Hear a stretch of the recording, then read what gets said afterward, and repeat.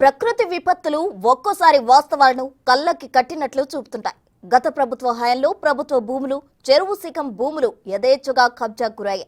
ఖమ్మం పట్టణంలో ఈ కబ్జాలు విపరీతంగా జరిగాయి.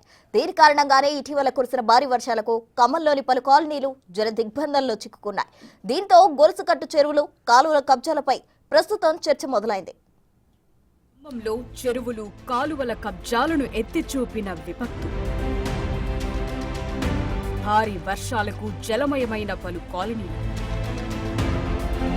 కబ్జా కోరళ్లు, ఖమ్మం చెరువులు, కాలువలు.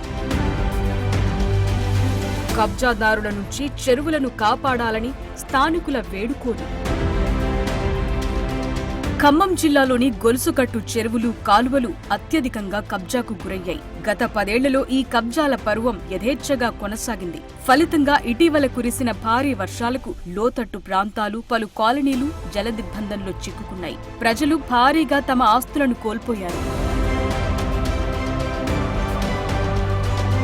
ఖమ్మం జిల్లా రఘునాథపాలెం మండలంలో ఉన్న గొలుసుకట్టు చెరువులు మైనర్ ఇరిగేషన్ శాఖ ఆధ్వర్యంలో లింక్ కాలువలను 1956లో ఏర్పాటు చేశారు.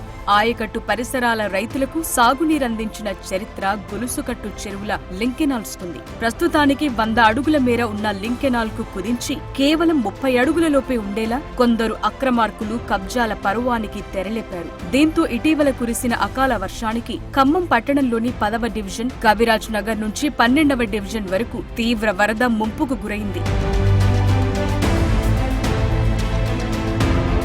ఖానాపురం ఓర చెరువు నుంచి నగరంలో ఉన్న లకారం చెరువు, దంసలాపురం మీదుగా మున్నేరు నదిలో కలిసేలా 100 అడుగులకు పైగా కాల్వని అప్పటి అధికారులు ఏర్పాటు చేశారు.